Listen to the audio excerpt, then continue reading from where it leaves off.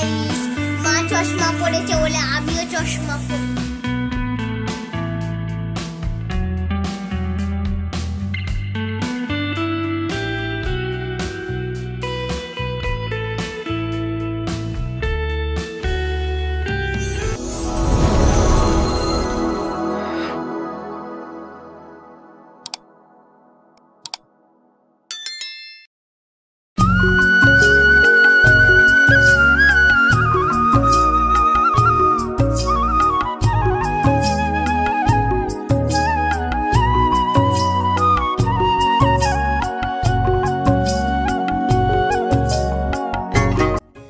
নমস্কার বন্ধুরা, ঘরকন্যা মৃদুলার নতুন আরও একটি ব্লগে আপনাদের সবাইকে স্বাগত জানাচ্ছি। আশা করছি যে যেখান থেকে আমার ভিডিওটি দেখছেন সবাই সুস্থ আছেন, ভালো আছেন। আজকে আর সকাল থেকে ভিডিওটা শুরু করিনি, করেছি বিকাল থেকে, মানে দুপুরের খাওয়া দাওয়া করে বাসন কোসন মেজে একদম পরিষ্কার করে ফেললাম। আর তারপরে করছি উঠোনটা একটু পরিষ্কার। কেন জানেন তো? কারণ আজকে হলো আমাদের সংক্রান্তির আগের দিন। মানে অনেকের নিয়ম আছে যে পৌষ সংক্রান্তির দিন আর কি আলপনা দিয়ে তোমার পিঠে পুলি করার, কিন্তু আমার শ্বশুরবাড়িতে আমি দেখেছি যে এটা হলো পৌষ সংক্রান্তির ঠিক আগের দিন, মানে ওটাকে এরা বাউনি বলে। বাউনির দিন মানে সেদিন আলপনা দিতে হয়। আমি জানি না, আমার বাপের বাড়িতে কিন্তু সংক্রান্তির দিনই আর কি হয়। তো যাই হোক, এক একজনের বাড়িতে এক এক রকম সব নিয়ম থাকে। তো আমার শ্বশুরবাড়িতে কিন্তু সংক্রান্তির আগের দিন হলো এই নিয়মটি হয়। পিঠে পুলি খাওয়ার নিয়মটি হলো বাউনি বলে আমাদের এদিকে, যে বাউনির দিন মানে সংক্রান্তির ঠিক আগের দিন। তো সেই কারণেই আজকে উঠোনটা একটু পরিষ্কার করে নিচ্ছি, যেহেতু উঠোনটা না পাকা করা আর একটু এবড়ো খেবড়ো মতন, তো গোবর তো আর দেওয়া যায় না। আর মাটির উনুন হলে গোবর দিয়ে সুন্দর করে নিকিয়ে তার উপর আলপনা দিলে দেখতেও সুন্দর লাগে, কিন্তু আমাদের সে উপায় নেই, এরপর তার গোবর দেওয়া যায় না। তাই সেই কারণে একটু ঝাড় দিয়ে পরিষ্কার করে নিচ্ছি। আর উঠোনটাও একটু এবড়ো খেবড়ো মতন, তো সেই কারণে না তোমার আলপনাটা দিতেও খুবই অসুবিধা হয় আর কি। তো যাই হোক, আজকে দিতে তো হবে, তাই ভাবলাম যে আজকে আর দোকানে যাব না, আজকে দোকানটা অফ করি বিকালটা আর আলপনা দিই। কারণ আজকে আর একটা জায়গায়ও যাওয়ার আর কি কথা রয়েছে, তো সেই কারণে আজকে দোকান বিকালের দিকে আর যাব না। কোথায় যাব সেটা ভিডিওটা শেষ পর্যন্ত দেখতে থাকুন, অবশ্যই দেখতে পারবেন কোথায় গেছি আর কেমন দিনটা কাটালাম, রাতটা বা কেমন কাটালাম, সেটা সম্পূর্ণটা ভিডিও দেখলেই বুঝতে পারবেন। তো দেখতে থাকুন। আর এই যে আমার মাটির উনুনের সামনে এই জায়গাটা একটু পরিষ্কার করে নিচ্ছে। আর সামনে যে দড়িটা ঝুলছে দেখতে পাচ্ছেন, এটা হলো আমার মেয়ের দোলনা। আর এই দোলনাটা আমার পিসেমশাই বানিয়ে দিয়েছে, মানে আমার বড় পিসেমশাই। উনি খুব সুন্দর করে দোলনা বানায়। মানে আমাদের বাড়িতে যেহেতু পারলুম মেশিন আছে, আর এইগুলো হলো সিল, মানে সুতো। সিল দিয়ে আমাদের যে তাঁত বোনা হয়, শাড়ি বোনা হয়, সেই সিলটা আর কি বাড়িতে জড়ো করেছিলাম, সেইটা একসঙ্গে পাঠিয়ে দিয়েছি। পাঠিয়ে দিলে পরে এই রকম সুন্দর নেট নেট টাইপের দোলনা বানিয়ে দিয়েছে, খুবই সুন্দর। মানে এত সুন্দর করে বানিয়েছে, এখানে যে আমরাও যদি শুয়ে বসে থাকি না, তাহলেও দোলনাটা আর কি কিছু হবে না। তো যাই হোক, উঠোনটা এবার পরিষ্কার হয়ে গেল মোটামুটি। এরপরে যাব আলপনা দিতে। আলপনা দিতে দিতে না অনেকটাই প্রায় বেলা চলেই গেল, প্রায় অন্ধকার মতনই হয়ে গেছে। সেই জন্য না ভিডিওর কোয়ালিটিটা খুব একটা ভালো হয়নি, কারণ অন্ধকার হয়ে যাচ্ছে, তার মধ্যে যেমন একটু আলো ছিল তার মধ্যে আর কি হচ্ছে। আমি খুব ভালো একটু আলপনা দিতে আর কি পারি না, তবে যে একটু চেষ্টা করলাম আর কি। তবে আমাদের দিয়া খুব সুন্দর আলপনা দেয়, ও কিন্তু বাড়ি ছিল না, যে কারণে আমাকেই দিতে হলো, না হলে পরে বাড়ি থাকলে পরে ওই আলপনাটা আর কি দিয়ে দিত। আর এই যে একটু আলো আলো হচ্ছে, আমি উঠোনের পর কোনো লাইট ছিল না, তাই আমাদের ওই যে নিচে যে মাটির উনুনের রান্নাঘর, ওখানটায় একটা লাইট ছিল, সেই লাইটটাই খুলে আমি আবার এখানটায় লাগিয়ে নিয়েছি, তার জন্য একটু আলো আলো আর কি হয়েছে। তবে এটা আমি আমার মনের মতন করে একটুখানি ফুল আঁকালাম, কিন্তু আমাদের শ্বশুর বাড়িতে দেখেছি অন্যরকম একটু আলপনা দেয়। আমি জানি না ঠিক কী আঁকাতে হয় ওটা, প্রত্যেকের বাড়িতে বাড়িতে দেখি ওই জিনিসটা আঁকায়। এই যে তুলসী মণ্ডপের সামনে যে জিনিসটা আমি আঁকাচ্ছি, এটাই হলো আমাদের মেন আলপনা দিতে হয়। তার সঙ্গে এই যে সেই তোমার দাওয়ের ছবি আঁকাতে হয়, ধামা, কুলো, তোমার নানান রকমের সব জিনিসপত্র, আসবাবপত্র, সেসব জিনিসের ছবিও কিন্তু আঁকাতে হয়। তো আমি অত কিছু আর পারি না, একটা দা নিয়ে দায়ের মতন আর কি আকৃতি দিয়েছি। তো আর এইটা যে কি আঁকাতে হয় আমি ঠিক জানি না, এটা কিন্তু আমি শ্বশুরবাড়িতে এসেই দেখেছি এরকম ধরনের আর কি আঁকায়, তো সেই কারণে আমিও দেখে দেখে শিখে গেছি।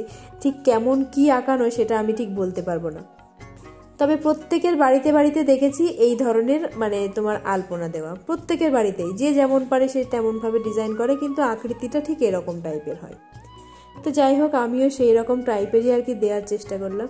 আমার শাশুড়ি মা কিন্তু এদিক থেকে মানে তোমার এইসব জিনিসে দক্ষ আর কি নয়, তা বলে যে বৌমা আমি এসব দিতে আমি পারি না, তো সেই কারণে আমি যেমন পারি আর কি তেমনই দিয়ে দিলাম।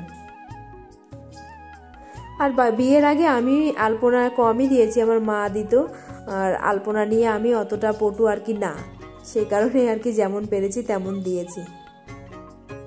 তো আমার ভিডিওটি যে যেখান থেকেই দেখছেন একটু সম্পূর্ণ ভিডিওটি দেখার অনুরোধ রইল। আর নতুন যারা বন্ধু আমার ভিডিওটি দেখছেন তারা একটু সাবস্ক্রাইব করে পাশে থেকে যাবেন, আর আমার ভিডিওটি সম্পূর্ণ দেখতে থাকবেন একটু লাইক দিয়ে।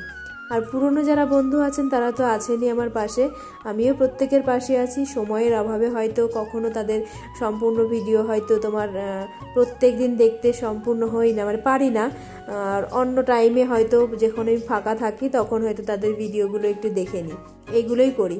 কিন্তু কেউ একটা বিষয় কি, কেউ যদি সাবস্ক্রাইব করে কি চাইছে যে সাথে সাথে তাকে সাবস্ক্রাইব ব্যাক দিয়ে দিই, সেটা সে চায়, কিন্তু সেটা তো তোমার ইউটিউব গাইডলাইনের বাইরে, সেটা তো করা উচিত নয়, আর আমি সেটা করিও না। তার কারণে কি দেখি যে কিছুক্ষণের মধ্যে আবার সে সাবস্ক্রাইবটা তুলে নিয়ে আনসাবস্ক্রাইব করে দেয়। এই রকম কেন করে কি জানি। আমি চাই না কেউ যে এই সাব টু সাবের কারণে মানে কেউ আমার চ্যানেলে সরাসরি আসুক, যে এসে সাবস্ক্রাইব করে সাথে সাথে আমাকে সাবস্ক্রাইব ব্যাক দাও।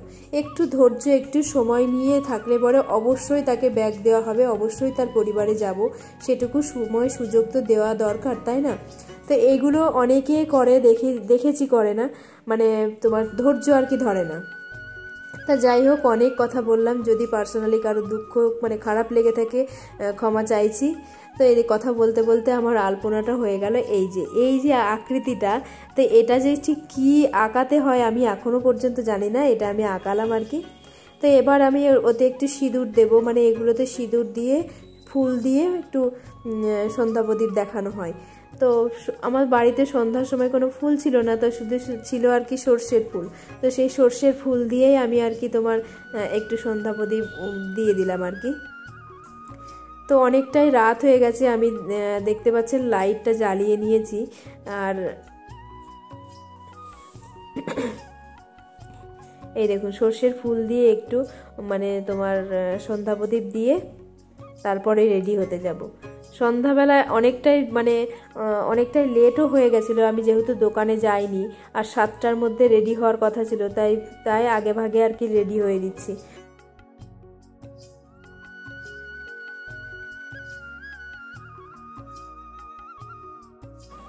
এই যে আমি সোনা সবাই এখন রেডি হয়ে গেছি, দুজনেই চশমা পরে নিয়েছি। তাই আমার মেয়ে বলছে, হ্যালো গাইস, আমরা দুজনেই চশমা পরে নিয়েছি, কেমন লাগছে আমাদেরকে জানিও।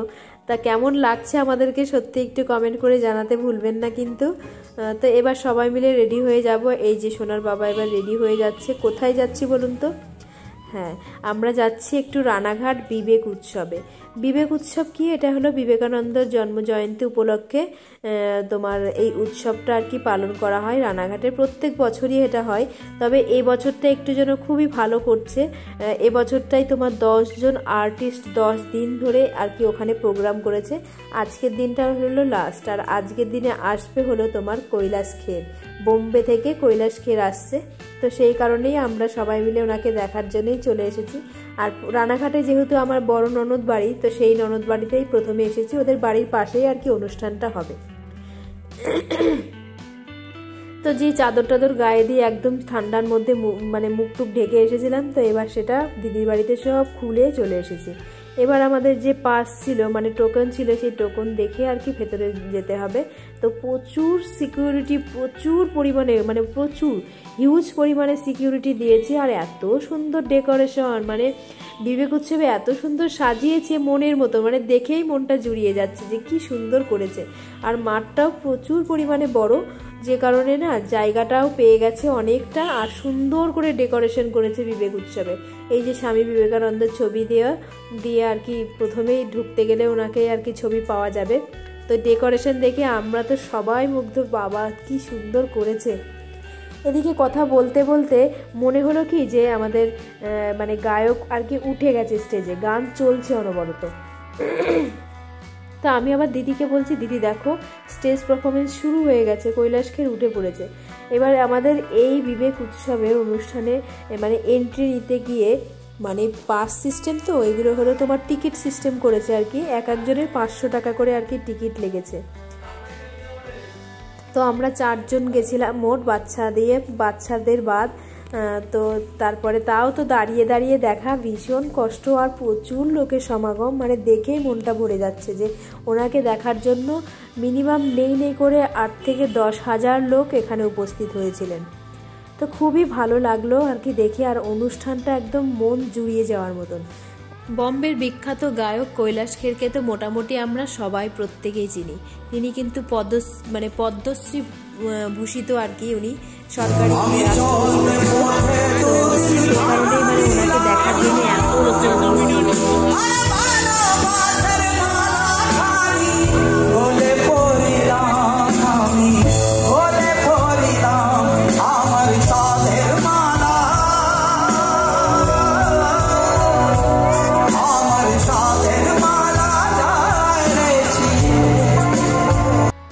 ভয়েসটা আমি একটু শুনিয়ে দিলাম। জানি না ইউটিউবে ছাড়লে এটার কপিরাইট আসবে কিনা, কারণ ইনি তো নিজের ভয়েসে আর কি গলার মানে গানটা করছেন।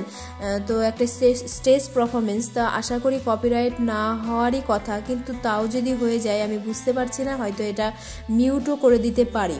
যদি কপিরাইট হয়ে যায় তাহলে কেউই এই গানটা আর কি শুনতে পারবেন না।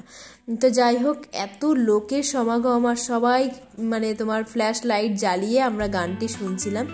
যেহেতু এই গানটি হলো তোমার বাহুবলী গায়ের মানে বইয়ের যে গানটি ক্যাসি হে আনহোনি, যে গানটি আর কি আছে উনি নিজে গেয়েছিলেন, সেই গানটিই করেছেন। এবার আমাদের অনুষ্ঠানটি শেষের পালা, মানে তোমার 8টা থেকে স্টেজে উঠেছে, আর 10টা নাগাদ 2 ঘন্টা টানা একাই নিজে আর কি পারফরমেন্স করে গেছে, অসাধারণ পারফরমেন্স করেছে। 10টা 15 কি 20 নাগাদ আর কি উনি স্টেজ থেকে নেমে গেছে। তারপরে একটু মেলা ঘুরে নিলাম, আর কি সুন্দর সুন্দর চিত্র, মানে ছবিগুলো দেখেই মনটা জুড়িয়ে যাওয়ার মতন, আর প্রচুর পরিমাণে দাম। তো যাই হোক, এবার আমরা বাড়ি ফেরার পথে। তো আমার ভিডিওটি আপনাদের কেমন লেগেছে অবশ্যই কমেন্ট করতে কিন্তু কেউ ভুলবেন না, আর সবাই একটু আমার পাশে থেকে একটু সাপোর্ট করবেন। আর আজকের ভিডিওটি আমি এই পর্যন্তই, আবার দেখা হবে।